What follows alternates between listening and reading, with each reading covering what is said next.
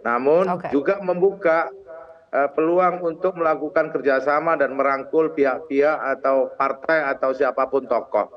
Jadi seandainya Pak Erick Thohir nanti akan memberikan dukungan kepada koalisi ini akan lebih bagus, Ya. akan lebih menguatkan dan meyakinkan untuk menang ke depan, gitu kan ya. Oke, ya baik. Tapi kalau kita mengacu pada hitung-hitung elektoral, kalau kemudian itu bisa menjadi bahan pertimbangan dalam menentukan siapa cawapres yang akan dipilih oleh Pak Prabowo misalnya, kita boleh bahas survei yang terakhir dirilis oleh Indikator misalnya.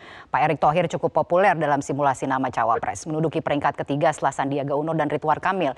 Apakah kemudian PKB tidak membuka kesempatan sama sekali untuk cawapres di luar gabungan koalisi atau bahkan di luar parpol?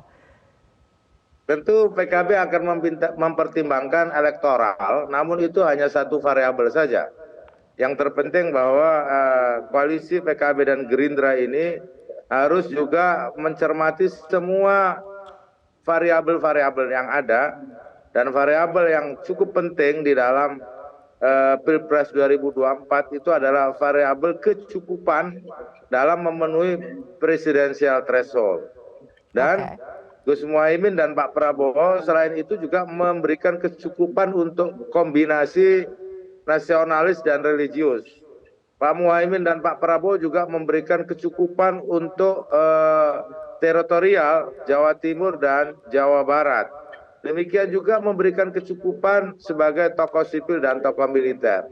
Saya pikir bertemunya Gus Muhaimin dan Pak Prabowo ini akan meyakinkan kepada publik juga dan kepada PKB serta Gerindra bahwa ke depan pasangan ini ataupun koalisi ini akan menjadi koalisi yang memenangkan pemilu tahun 2024.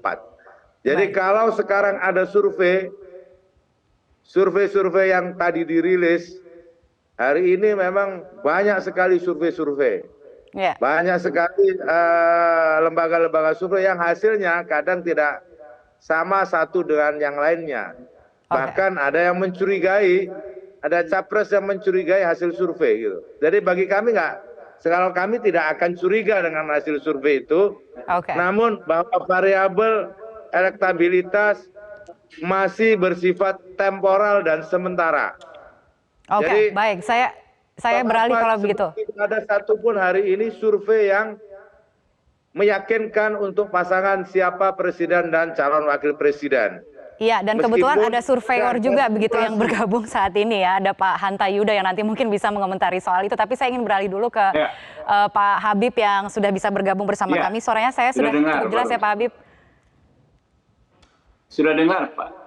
Oke, baik. Langsung saja. Ini pertemuan antara Pak Prabowo dengan Pak Erick Thohir cukup sukses menarik perhatian seperti yang tadi saya sampaikan. Bahwa dikatakan tidak ada urusannya dengan Pilpres, tapi kemudian saya ingin bertanya juga bagaimana latar belakang dari pertemuan tersebut sehingga Pak Erick Thohir ini merasa perlu datang sowan ke Pak Prabowo kemudian di-upload ke medsos, sesuatu yang dianggap begitu istimewa, Pak Habib. Ya, pertemuan Pak Prabowo dengan Pak Erick itu bukan baru kali ini. Ya, sering beliau berdua bertemu, dan kalau kali ini mendapatkan perhatian ya karena memang situasinya sekarang kan menjelang event politik pemilu gitu. Tapi yang jelas di pertemuan tersebut kan beliau berdua sesama anggota kabinet ya, bersama pasukannya Pak Jokowi, dan mungkin Pak Erick ya merasa perlu menyampaikan kabar gembira juga habis menang di Thailand ya. Dan tentu juga mungkin di dua kementerian tersebut ada hal yang bisa disinergikan. Oke, tapi menjadi istimewa juga dan dibicarakan ketika sejumlah survei, termasuk survei terakhir itu menyandingkan Pak Prabowo dengan Pak Erick Thohir sebagai cawapres pendamping di antara pilihan yang lain dan hasilnya cukup baik. Jadi bagaimana faktor elektoral ini menjadi pertimbangan ke depannya? Kalau tadi PKB mengatakan itu hanya salah satu faktor yang belum terlalu memberikan bobot yang besar gitu dalam pertimbangan bagaimana KKIR akan menentukan capres dan cawapresnya ke depannya. Kalau dari Gerindra sendiri melihatnya seperti apa? Persis, saya sepakat dengan kakanda saya Jazilul ya, bahwa survei itu salah satu variabel. Yang kedua, survei itu sangat dinamis sekali. Misal tokoh A hari ini tinggi, bisa karena ada sesuatu dan lain hal besok turun. Sementara pemilunya juga masih cukup lama, masih 8 bulan lagi.